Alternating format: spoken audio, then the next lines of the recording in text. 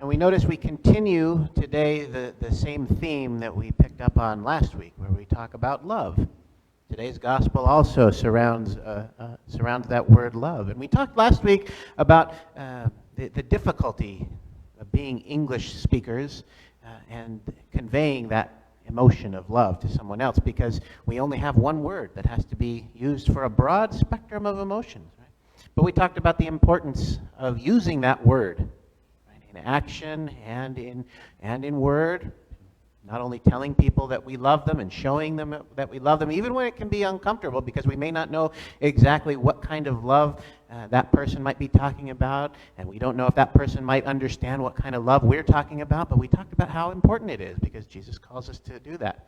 And he talks about love again today.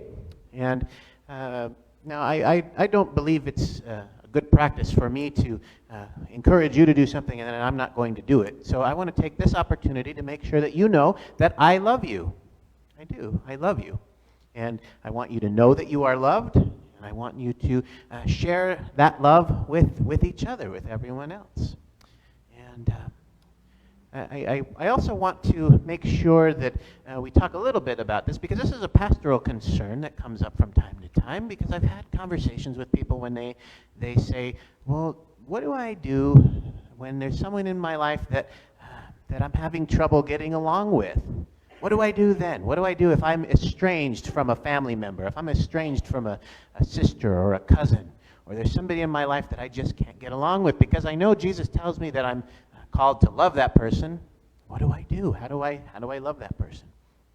And the answer is, sometimes the best way that we can love someone is from a distance. That's okay.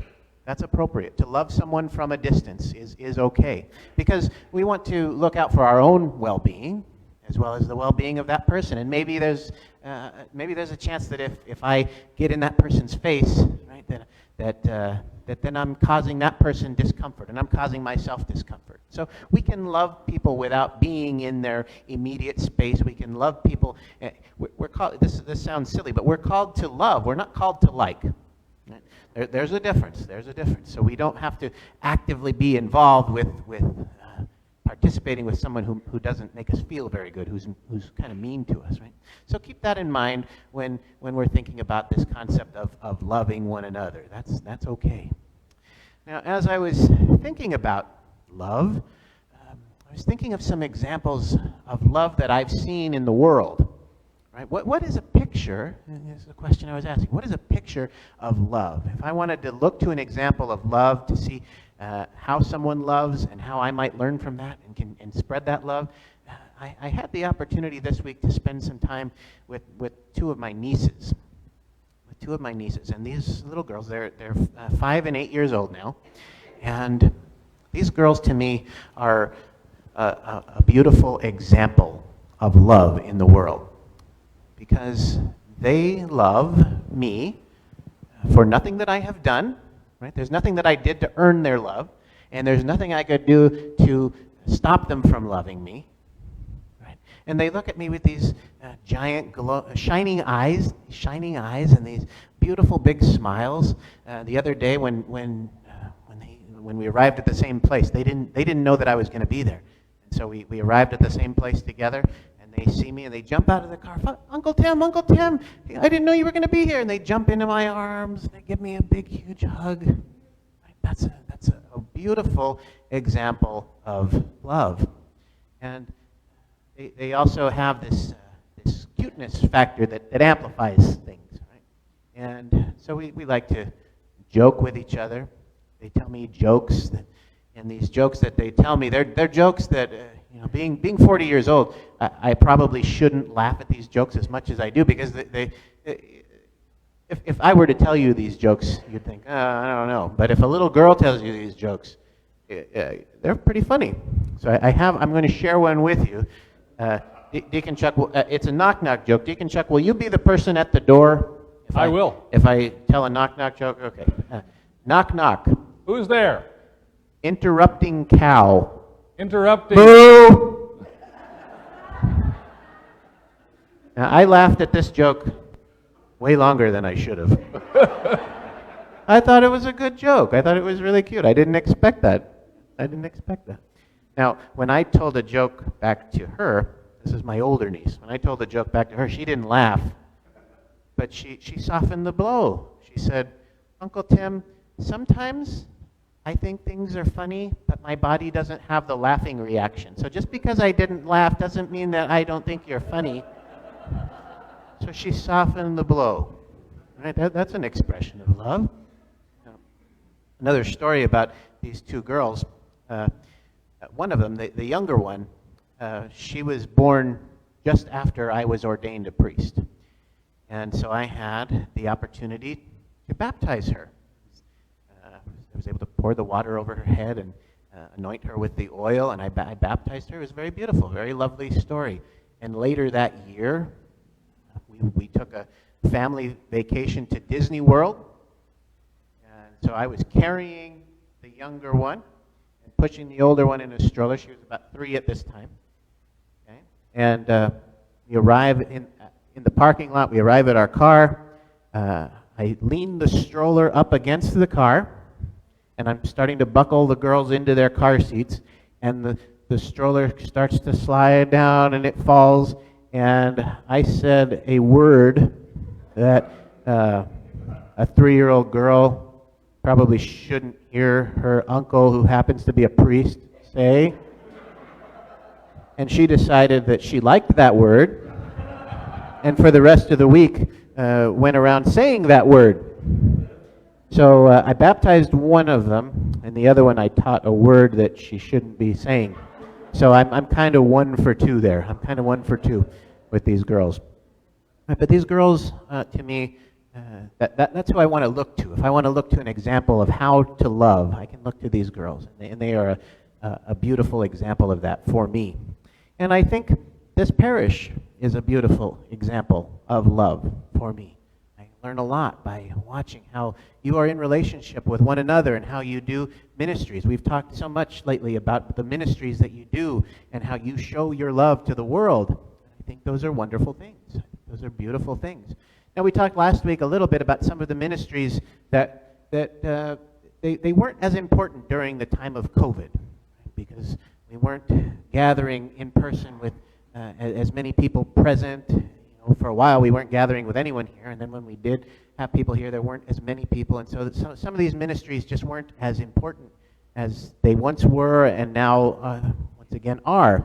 And so I want to highlight 3 more ministries. We highlighted 3 ministries last week. I want to highlight 3 more this week, and I want us to continue that theme of being open to the voice of Jesus, and to say, where is Jesus calling me to serve? So I thought we'd take the opportunity to highlight 3 more ministries, because maybe that's where the voice of Jesus is calling you to serve. Now, the first of these ministries is one that I don't want you to think about whether Jesus is calling you to do it. I want you to think of the person that you think Jesus might be calling. And because we can be perceptive about who this person might be, and we want to collect names of who these people are, and invite these people to participate in this ministry. And the ministry I'm talking about is our prayer ministry team. Okay? And the question I want you to ask yourself is, who is the person or people in this parish who I trust to pray for me if I'm going through a time of crisis? Who is the person I would turn to? Who's the person that I know takes their prayer life seriously? Who is the person that I know will keep my concerns in trust? I want to make sure that we're careful and we use that word trust and privacy, not confidentiality, because confidentiality is a legal term and it can get us into trouble. But we respect privacy, privacy, because if someone were to come to me and say, Father Tim, can I tell you something and you'll hold my confidentiality? Right? Then I'm kind of legally bound, and they could be telling me something that's illegal or very inappropriate. Right? If they tell me privacy, then only, then it's not, I'm not legally bound by those restrictions. And privacy is important because we want to control our own stories. If I have an illness, I want to be able to share it with the people that I want to share it with on my own time. And so I want to own that story. And so we want to think about who are those people who take their prayer life seriously, who are the people that we trust with our privacy. So if I share something something important about me, that I know that I will still maintain ownership of that story. Right? I'll get to tell the people who I want to tell when I want to tell them. Right? And who are the people who can pray with me and for me, and I know that by doing that, that's an effective method of prayer. And we're going to collect names at some point. So if you think of somebody, let me know. Send a message to me or to the office. Let us know who these people are, because we want to invite these people to be a part of our prayer ministry. And you'll notice the prayer ministry takes place in the library during the service, among other times. But that's probably the most visible time. And people are available to pray with us and for us, and to just be present. And you say, maybe sometimes you might say, well, it doesn't look like there's anybody in there. Is this an effective ministry? And the answer is yes. Even if nobody's in there, there's still what we call a ministry of presence taking place. Right? Because maybe I receive communion and I'm headed back to my seat and I see somebody's there. Maybe I don't need prayer right now, but it's comforting to me to know that if I did, somebody was there. And an example of this is when I was a hospital chaplain. I used to make a habit of walking up and down the hallways several times a day so that people could see me in my collar. They knew that I was a priest because they could see what I was wearing. And I'd walk up and down the hallways, and I would visibly see their shoulders relax when I'd walk by. It made a difference to them to know that there was a chaplain in the house. And they may not have needed a chaplain at the time, but it felt good to them to know that if they needed me, that I was there. So that's a ministry of presence. That's a very important piece of our identity as a parish. So who are the people in your life that you would trust with those concerns? That's who we want to think about, and that's who we want to invite to be part of our prayer ministry team. We want to continue to build and grow that prayer ministry team. And the second ministry I want to talk about is one that now we are listening for the voice of Jesus to ourselves, right? And that is our greeters ministry. We talked last week about the importance of the ushers, the usher ministry. Well, we have kind of a two-tier ministry here at St. John's. We have two tiers. We have the greeters, who are the very first person that you see, and make sure that you see a warm, friendly, smiling face. Welcome to St. John's. Here's your bulletin, right? And that person is the very first face that you see when you get here. And then what happens is you get the opportunity to do what we call a warm handoff to an usher. Right? Because we talked about the important role of the ushers, but there's also that warm handoff, right? So maybe somebody's here for the first time, and they see a smiling, happy face who welcomes them. You can walk them over to the usher. You say, okay, well, thanks for coming. And now a warm handoff, if you've ever been on a phone with customer service, you know the difference between a warm handoff and a cold handoff, right? A cold handoff is, hold please, click, right? And then you wait on hold a long time. A warm handoff is when the person you're talking to stays on hold with you, and then when the next person answers, they introduce themselves, they introduce you, they say, okay, so I'm going to let you take it from here. That's the warm handoff. And so we have that opportunity for our greeters to have a warm handoff to our ushers, and it creates such a warm, friendly feeling. And we talked about last week how we never know the impact of that warm, happy greeting. How someone feels like they're at home. We never know the impact, but it's a big one. It's a big one. Okay, so if you're feeling called to serve in that capacity, that's a ministry that we need some people to participate in that greeter ministry. Such an important component. And the third ministry we're going to talk about today is Altar Guild. Altar Guild are the group of people who help prepare the service before and after the service. They are the team of people who get the altar looking nice and neat, who prepare all of the communion vessels. Right? They make sure that we have everything nicely ironed and looking sharp, and it enhances the worship experience for all of us when the Altar Guild does a good job. Now, when we participate in Altar Guild, I participated in Altar Guild before I was ordained. And there's, first of all, an opportunity to learn a lot. You learn a lot about how the church operates. You learn a lot about worship. You learn a lot about what's involved. Like, for instance, there's multiple, they look like handkerchiefs or towels, but there's multiple that have different purposes, and they have different names. We have purificators, and we have corporals, and we have lavabo towels. And all of those might look similar, but they all do different, they all serve different purposes. So we learn how to fold them, and how to iron them, and how to wash them, and make them look nice and sharp. Right? We learn the difference between a ciborium and a chalice. We learn the difference between a cruet and a flagon. And while we do these ministries, we develop friendships. I know people who have been serving on altar guilds for years and years and years. And they consider the people they work with on the altar guild to be their lifelong friends. Right? And that's true of any of these ministries. We develop friendships. And we get to the point where when we do these ministries, they don't feel like work. It feels like we're coming and spending time with our friends.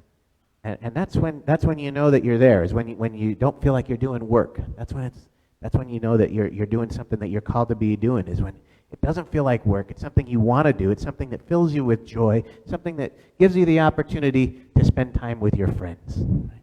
So that's what we want all of these ministries to do. We want to have them filled with joy. Right? We want to have lots and lots of people doing them, because if there are too few people doing it, then it becomes easy to get burned out. We don't want people to get burned out. We want that joy to continue, right? that warmth to continue to be spread with each other.